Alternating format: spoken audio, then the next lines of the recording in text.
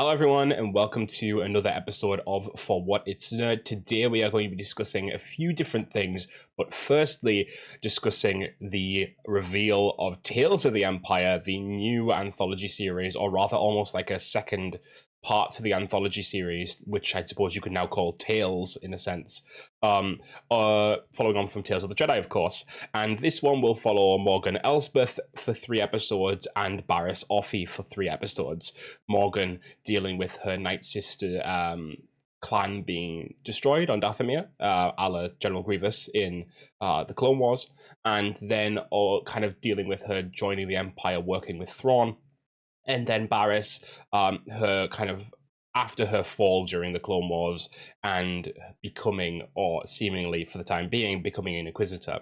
Whether or not that ends up being the actual case for her down the line, unsure at the moment, but we'll see. We'll see when the show comes out. I think she'll probably get to a point where she has like a redemption at the end, as she believes in the light but doesn't believe in the Jedi, but equally doesn't believe in all of the Empire is in itself. So I am very excited for this show. Not in the least because I think the animation looks amazing, especially for these characters that are coming over from Rebels animation as well, being the Grand Inquisitor and Thrawn. I also think they've done a really good job of bringing Morgan Elsbeth to life in the Clone Wars style.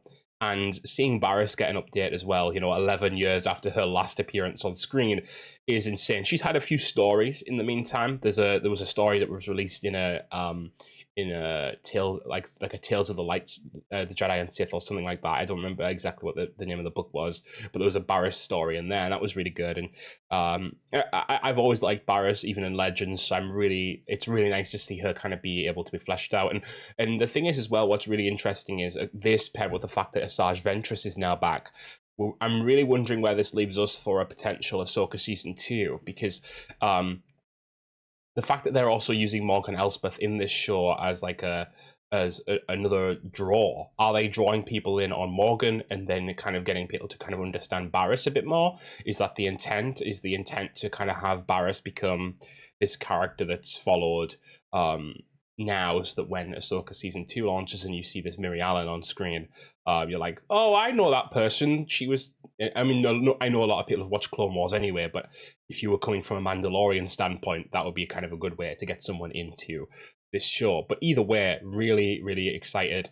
It's really nice to see more of the Vader, in the Clone Wars style as well, because we only got that little bit of Vader at the end of season 7. So really excited to see that. As well, I also the return of some of the other Inquisitors, both from Tales of the Jedi and also with Marek from Ahsoka as well. So it's really, really tying a lot of the stuff that's been going on recently in canon together, and I think that's going to be really intriguing to see where they're going with this, because I have a feeling if you're bringing Barriss back now, you've got a reason for doing so down the line. I don't think you're going to bring. I don't think you're going to wait 11 years, release an anthology for 3 episodes about Barriss, unless A, she dies at the end, or B, she's returning in some way in future projects. Same with Asajj. Like, Asajj is back now, and you've brought her back for 1 episode of The Bad Batch. You're definitely bringing her back for something bigger, and that this was kind of her reintroduction. So yeah, very, very excited about that. I think I'm really excited to see where the Tales goes in general. Like, personally, I would enjoy if they kind of went, hey, we're going to go do some Tales of the Jedi still. Like, I don't know what they're doing now, because once upon a time I think everyone was like, Tales of the Jedi season 2, like, we'll see something like 3 Aayla Secura episodes. I'm not necessarily saying that was like the big requested one, but like 3 Aayla Secura episodes, or 3 Adi Gallia episodes, or Evan Peel, or whoever, right? And I think we all thought that that's how it would go. Seeing that we have now something that's changed to Tales of the Empire for season 2, it's going to be interesting to see where they go next as well. Do they go for Tales of the Outer Rim, or Tales of Hutt Space, or Tales of there's a million different options you can go for. You could go for Tales of the Old Republic, or High Republic, or you could go you know, there's so many ways you could go with that as a concept, and because it's only 3 episodes, you can really take any risks you want, because this show as well has just been dropped out of nowhere. No one knew this was happening. No one knew had any idea. And then on a random, like 2 days ago, I think the trailer dropped, and it was just like, "Hey, this is happening," and it's like, yeah, like, wow, what? Hello, and it's dropping like on May 4th as well, so it's not even like going to be long until we have this in our hands. So, very very interesting in that sense too. Like, where is this going to go? What kind of risks or not risks are they taking with this? And I think it is a really inspired idea, though, because it really does refresh Star Wars a little bit, because you're able to dig into characters who wouldn't necessarily get their own show. You know, you're not talking about your Andors or your Jyn Ersos or your like Ahsokas. You're talking about like Barriss. Like, don't get me wrong, really love Barriss. If they made her own show, yeah, I'd be watching all 3 seasons or whatever they made. But like, having her be able to be the main character for 3 episodes is really cool, when you might not have had that otherwise, right? Having the Grand Inquisitor be like this kind of bigger character in these 3 episodes, where he was a big character in his other projects that he's been in, but like, seeing him be able to be that a little bit more in these episodes, great. Morgan Elspeth, you know, getting to understand her a little bit more, and Thrawn as well, like getting a little bit more backstory for him. Like, I think as regards, like, you know, for the general audience, I know there's books and etc. for Thrawn. Thrawn's a marketable character. It's a little bit different, but you know what I mean. It's really really interesting to see. Also, I just think that the more you can kind of flesh out these characters that are kind of especially the antagonists, because I feel like a lot of the antagonists in Star Wars are so very one-dimensional. And so I'm really excited about this series in particular, because I think you're getting like a really good insight to Morgan, Thrawn, the Grand Inquisitor, maybe a little bit of Barriss, even though I wouldn't necessarily call her an antagonist, but I think in this sense, kind of, sort of is. And also, like, the other Inquisitors, we'll get to see a little bit more of that. We've seen some of the comics of how the Inquisitorius works, but it'll be really nice to see it and see that training process and see what it's all about. So yeah, very very excited about that. That's the sort of main crux of this episode, but I do have 2 other things I want to discuss in short. First off is, if you guys remember from a few weeks ago, we did a Star Wars Unlimited boxing. Now, they announced this week the second season or product line, I guess, which is like a Smuggler's, like an Outer Rim, kind of like a, I forget how they're calling it. 1 second, let me check. We'll do it live. News. Star Wars Shadows of the Galaxy is this one's called. So this is the second set, and essentially it's going to include like Crimson Dawn, Dr. Aphra, Cad Bane, and the starter pack, so to speak, is the Mandalorian and I think Moff Gideon. So very excited about that. You guys will be seeing that on the channel when it comes out. Know that I'm aware of it, know that I'm excited about it, know that we will be doing unboxings, because I can't help myself. It's my new addiction. So they're already over there. I need to clear, like, not clear this shelf out because there's so much stuff on it, but like, I need to get better shelves. I need more space. There's so many board games that I'm obsessed with now, and just games in general. And speaking of board games, that's going to my next point. Another thing that I'm looking forward to that is really, really exciting, actually, and kind of game changing. I know that sounds so extreme for to say about a board game, but you guys will remember from a while ago, Marvel United. Now, I started unboxing those on Peralta's Place. If you haven't checked out my gaming channel, I did do the first unboxing for the first season of Marvel United over there, but this is season 2 as well, which we did unbox on this channel, and season 3 is coming soon. Like being delivered soon, fulfilled soon. So that's exciting in its own right.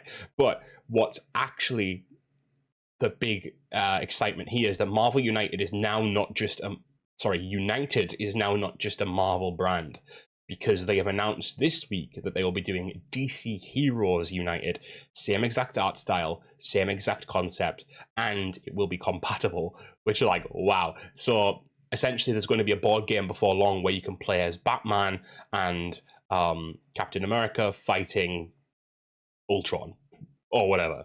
And it's like, this is very exciting. This is like really, really cool. It's like one of those ultimate crossover fantasy board game type feelings, and I'm really excited to see what they do with it. Now, one thing I am interested to note about DC Heroes United is that name, right? Because it says DC Heroes United, I'm wondering if they will actually do anything to do with like anti-heroes or not, because it feels like we'll have to wait and see, but it feels like with that naming, you're essentially implying that you're only going to be doing heroes. But to be fair, technically, anti-heroes didn't exist in Marvel United till season 2, so I'm wondering if they're going down a similar path of like getting all the heroes and the villains out first, and then doing, if they do a season 2, they'll do like a kind of anti-hero type DC anti-heroes or something akin to that for the second season. But yes, very excited for that as well. So you guys will see that coming. It probably that's going to be like way off though. That's like ages down the line. Because this hasn't even started on Kickstarter, not Kickstarter. They're on GameFound now. Sorry, this hasn't even started on GameFound yet. So when it does come out, it'll be like by the time it's delivered, etc. You're talking a year, maybe further away. But when that happens, of course, as always with all the unboxings we do now, we'll have them. Now as well, a note on unboxings, I'm working on a few different camera things for those who watch on YouTube for when we do these unboxings. Of course, I don't upload those to Spotify or anything, Apple Music, etc. because RSS, essentially, I don't upload it to there because it's not a full experience for you guys. So if you are listening to this, if you do like my unboxings, if you want to see my unboxings, jump over to the YouTube, click subscribe over there, and you'll see all of the unboxings and extra content that we do in that way, because some of those do end up being full-fledged episodes. Sometimes not, but sometimes they do. And what I'm working on at the moment is I've got a camera up here. You guys have seen it before. Well, you've seen from it before. But what I'm going to do from now on, I just got the Elgato Facecam Mark II. Now, it's not a perfect camera. I'm not going to like sit here and say it's brilliant. It's not as good as the Facecam Pro that you're looking at me through now. But it is good enough to where I can use it as a small cam when we're on our other scene, when we're over here. So what the plan is I will probably, because this is again, if you're listening to this on the podcast, I'm sorry, as a podcast, should I say? But what the plan is that this is okay for like if you're doing anything just general, but it's not got enough detail for if you're wanting to be close up. So the idea is I'll switch the cameras around when we're doing an unboxing, and you'll have basically a blurry version of my face. Well, not a blurry version, but a less good version of my face, because you won't need it because we'll be focusing on what's here. What's where my hand is right now, which of course some people can't see, because they're watching elsewhere, etc. Also, I've just given you the time. There you go. But anyway, I'm getting off topic. So the plan is to basically give you a better viewing process when we're doing unboxings. I am getting around to that. That is something that is very much in the works, because I think what's the point in doing unboxings if you can't make it look good? So we are getting around to that. Be aware of that. It's forefront of my mind. It's happening. Okay. With all that said, guys, I think we'll leave it there for now. This has been a relatively slow week overall, but obviously the Tales of the Empire reveal was something I really did want to talk about, sort of in a bigger bit of detail, and then of course have a quick talk about the other few points. But we'll be back next week. I forget what might be on the calendar for next week, but we'll work it out like we always do. And I'll see you guys again very soon. Thank you guys as always for watching. I'll see it and listen. I forgot about that. Wow, I'm really putting you guys down who are watching on the podcast, on like listening as a podcast. Wow, I said watching again. I need to stop. Right, we're going. Right, bye.